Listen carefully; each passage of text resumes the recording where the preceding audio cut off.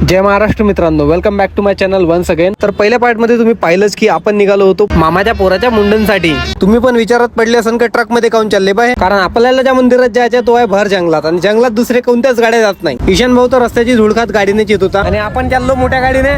इतका सफर केल्यावर जंगल सफारीची तर गरज नव्हती राव. अरे बाप रे, जंगलाच्या मधोमध आल्यावर हे फॉरेस्ट वाल्यांचे टेंट बी दिसले आणि फायनली आम्ही उतरलो गाडीच्या खाली. पण हे आपलं फायनल नव्हतं. तर काय आता जंगलाच्या निघालो आम्ही, जंगलाच्या रस्त्याने. इकडेच आता मंदिर आहे जंगलाच्या आतमध्ये एकदम. इकडे काही गाडी येत नाही तर इथून पायी चाललो. आम्हाला माहित झालं की इथे वाघ पण असतात, चित्ते पण असतात. पाहू एखाद्याचे दर्शन होते की काय. का फुलेरो आहे तो आहे.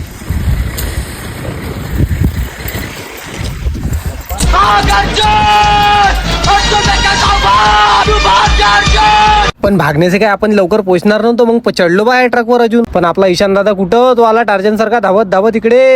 ये तुम्ही बस. वाह क्या लड़का है. फायनली आलो गाईज मंदिराच्या समोर. बिलकुल हा मंदिर आहे, तिथे आलो आम्ही. आणि मंदिरातली सफाई बी चालू केली. तिकडे ना आता प्रोग्राम सुरू आहे. तर आपण म्हटलं थोडा प्रोग्रामच्या व्यतिरिक्त दुसरं काहीतरी पाहावा जंगलामध्ये, एक्सप्लोर करण्यासारखं काय. तर माहिती झालं की इकडे नदी आहे. तर जाता इकडे इकडल्या रस्त्यानं जंगलाच्या शोधामध्ये आता आम्ही आलेलो आहोत या झाडाकडे. हा मोहाचा झाड आहे तो समोरच्या.